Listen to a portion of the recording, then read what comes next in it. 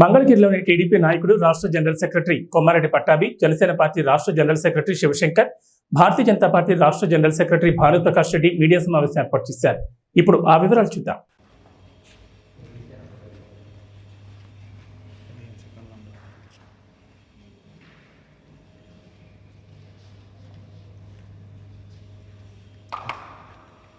రాష్ట్రంలో జగన్మోహన్ రెడ్డి జగనన్న భూరక్ష పేరుతో ఓ భూభక్ష కార్యక్రమానికి తెరలేపాడు.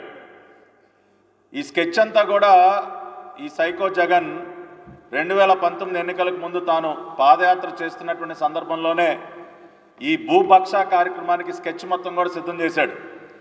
పాదయాత్ర చేస్తూ ఏ జిల్లాలో ఎక్కడెక్కడ విలువైన ఆస్తులు ఉన్నాయి, ప్రభుత్వ ఆస్తులు ఎక్కడెక్కడ ఉన్నాయి, ప్రైవేట్ వ్యక్తుల చేతిలో ఎక్కడెక్కడ ఆస్తులు ఉన్నాయి, ఇవన్నీ కూడా ఐడెంటిఫై చేసి పెట్టుకుని ఈ స్కెచ్ మొత్తం తయారు చేసి పెట్టుకుని అధికారంలోకి రాగానే మరి ఈ స్కెచ్ అమలుపరచడానికి సిద్ధపడ్డాడు.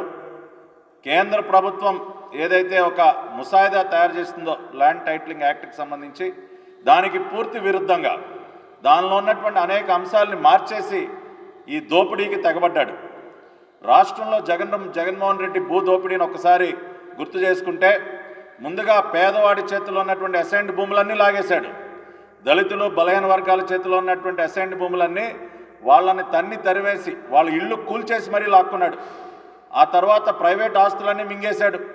తన బినామీ కంపెనీలైనటువంటి ఇండోసోల్ కానీ, షిరిడి సాయి కానీ, ఈ సోలార్ విద్యుత్ పవర్ పార్కుల పేరుతో కొన్ని వేల ఎకరాలు ప్రభుత్వ భూములు మింగేశాడు.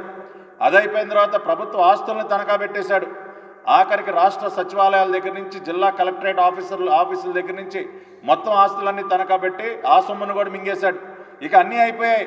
పేదవాడి భూములు అయిపోయాయి, ప్రభుత్వ భూములు అయిపోయాయి, ప్రభుత్వ ఆస్తులు అయిపోయాయి. ఇక మిగిలింది ప్రైవేట్ ఆస్తులు.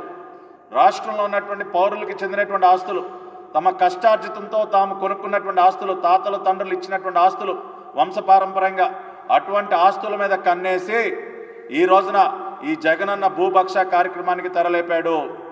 ఆఖరికి రీసర్వే పేరుతో మన ఆస్తి చుట్టూ తన బొమ్మ వేసుకుని సర్వేరాళ్ళు బాతేశాడు. పాస్ పుస్తకాల పైన కూడా తన బొమ్మ అంటించుకున్నాడు.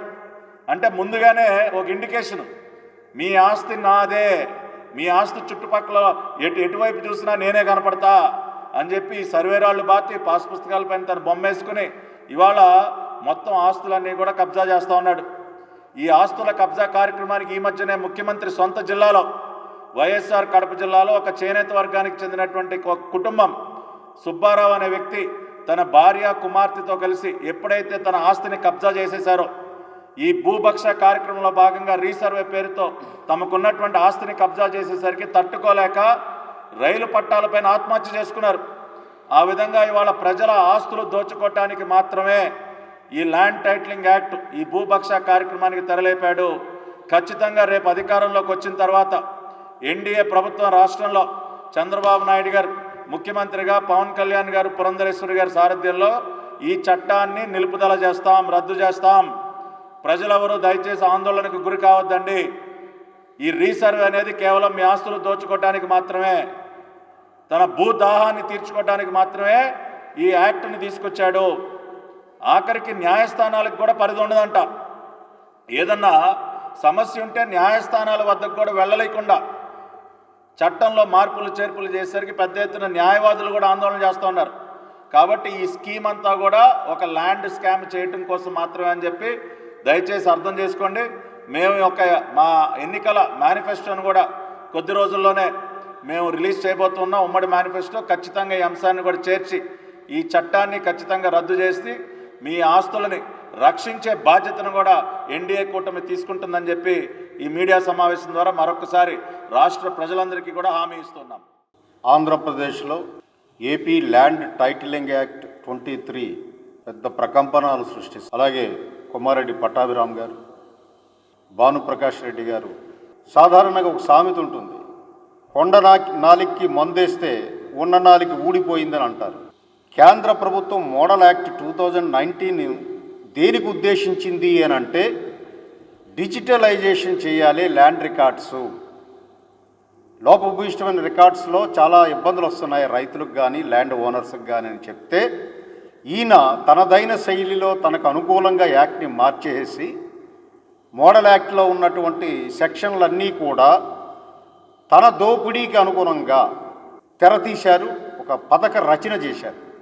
సెక్షన్ 38 కానీ, సెక్షన్ 16 కానీ, సెక్షన్ 6 కానీ, సెక్షన్ 7 కానీ, సెక్షన్ 22, 25 కానీ, ఇలా అనేక రకమైనటువంటి ఒక న్యాయ నిపుణులతో చర్చించకుండా, దీని ప్రభావం ప్రజలపై ఎలా ఉంటుందో తెలుసుకోకుండా ఒక దురుద్దేశపూర్వకంగా ఈ యాక్ట్ని తీసుకురావడం, భూదోపిడీకి తెరలేపారు.